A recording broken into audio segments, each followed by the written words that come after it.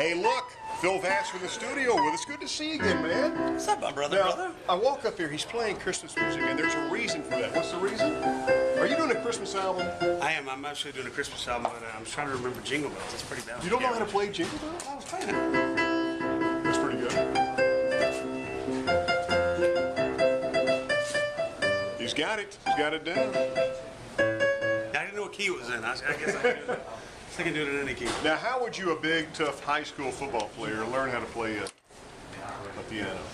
Well, you know, I just, we were storing a piano for one of my distant cousins or aunts or great aunts or something.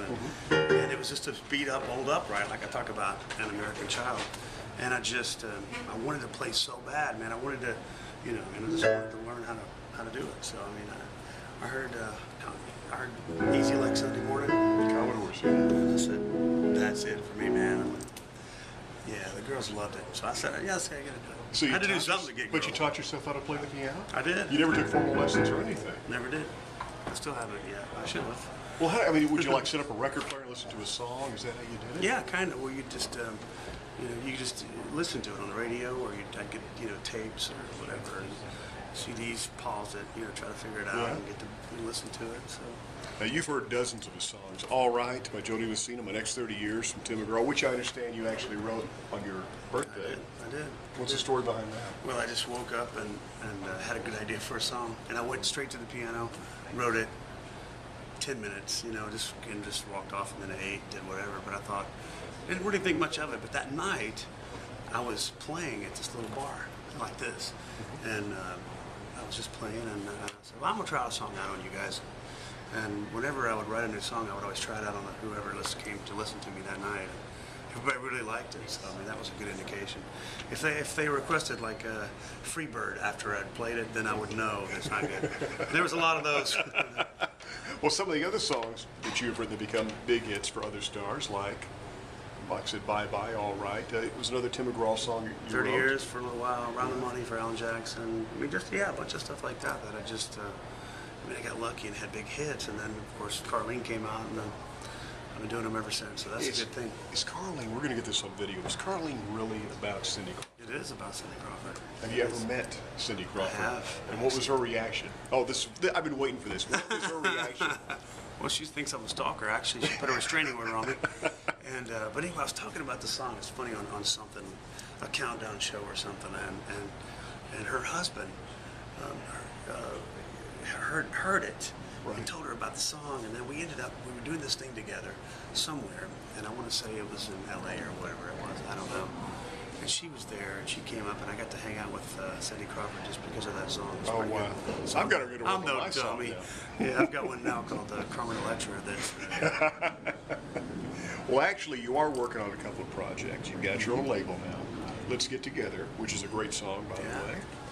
Yeah, Let's Get Together just came out with Top 40 this past week, and so it's moving on. It's good stuff, and you know, I've just always wanted to do a bunch of these different things, and I always wanted to do a Christmas record. And you know, when you're with a label, you guys kind of have to do what they tell you to do, and it really is sort of a, as an artist, it's really sort of disconcerting. You know, it really is. And you know, when your song's coming out, well, you can't come out to it. You can't work on a new record till then. And I'm going to do 10 records if I want to this year, which is kind of cool, and getting the opportunity to do that, and just sort of be my own person again. And what's the website? What's your website? Well, it's philvassar.com. Okay. philvassar.com, and it's Rodeo Wave. Rodeo Wave Entertainment. So it's just going to be really cool. Are you the only artist on your own label? Well, no, I mean, I am at this point, but I won't be. You know, because we've really talked to a lot of guys, and there's a lot of great artists. I mean, you know, here, I mean, they're all over the planet, and you know, there's guys and men and women that just need a chance. It's for somebody to hear what they do, and we just want to get it out there.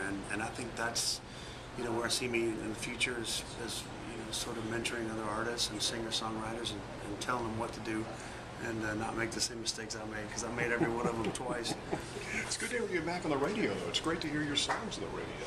Well, it really is. I mean, it's just great to be back, and man, I feel so good about all the songs, and I can't wait for you to hear the project. I can't wait. And I really can't. I think, you know, you and I've known each other a long time, and I mean, you just got people that really love music, and you know, it's hard to find those guys almost anymore, it seems, which is pretty sad. But I mean, the folks love it, and you know, fans love the music, but a lot of times, a lot of people that are sort of the gatekeepers have a hard time, with it sometimes. You know the deal. Well, when's the actual live album coming out that you worked on? With the live record, I just got them in, and we've been selling them on the road like crazy now. Okay. And they're actually getting ready to go to, of course, iTunes and on the website and all that. Which it's the Hits record live, and it's great. We cut it in front of 35,000 people in Nashville, and it was a huge night.